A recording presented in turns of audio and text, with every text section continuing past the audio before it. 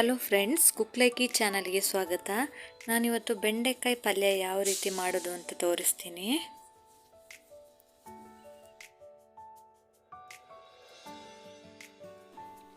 ನಾನಿಲ್ಲಿ 1/4 kg ತೊಂಡೆಕಾಯಿನ ಚೆನ್ನಾಗಿ ತೊಳೆದು ಒಂದು ಬಟ್ಟೆಯಲ್ಲಿ ಒರೆಸಿ ಈ ಥರ ಕಟ್ ಮಾಡ್ಕೊಂಡಿದ್ದೀನಿ. ಆಮೇಲೆ ಒಂದು ಪ್ಯಾನಿಗೆ 4 ಸ್ಪೂನಷ್ಟು ಎಣ್ಣೆನ ಹಾಕೊಳ್ತಾ ಇದ್ದೀನಿ. ಎಣ್ಣೆ ಕಾದ್ಮೇಲೆ ಅರ್ಧ ಸ್ಪೂನ್ ಸಾಸಿವೆನ ಹಾಕೊಳ್ತಾ ಇದ್ದೀನಿ. ಜೀರಿಗೆ ಅರ್ಧ ಸ್ಪೂನ್ ಹಾಕೊಳ್ತಾ ಇದ್ದೀನಿ. ಹಾಗೇನೆ ಸ್ವಲ್ಪ ಹಿಂಗನ್ನು ಕೂಡ ಸೇರಿಸ್ತಾ ಇದ್ದೀನಿ.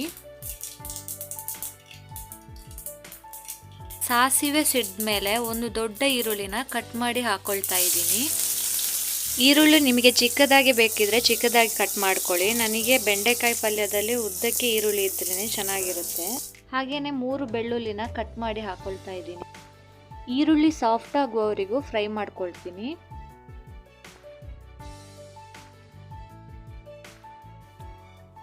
ಈರುಳ್ಳಿ ಸಾಫ್ಟ್ ಆದಮೇಲೆ 1/4 ಸ್ಪೂನ್ ಅರಿಶಿನವನ್ನು ಸೇರಿಸ್ಕೊಳ್ತಾ ಇದ್ದೀನಿ.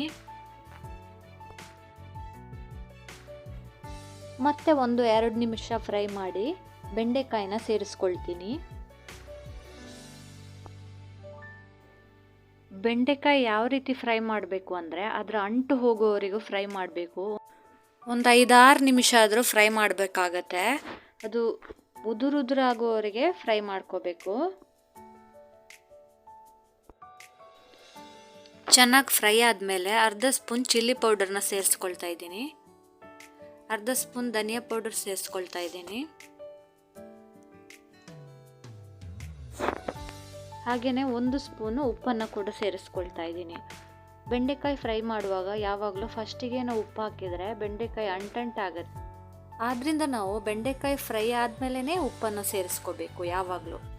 ಈಗ ನಾನು ಮುಚ್ಚಳ ಮುಚ್ಚಿಬಿಟ್ಟು 1-2 ನಿಮಿಷ ಹಾಗೆ ಬಿಡ್ತೀನಿ. 2 ನಿಮಿಷ ಆದಮೇಲೆ ನೋಡಿ ಬೆಂಡೆಕಾಯಿ ಪಲ್ಯ ರೆಡಿಯಾಗಿದೆ.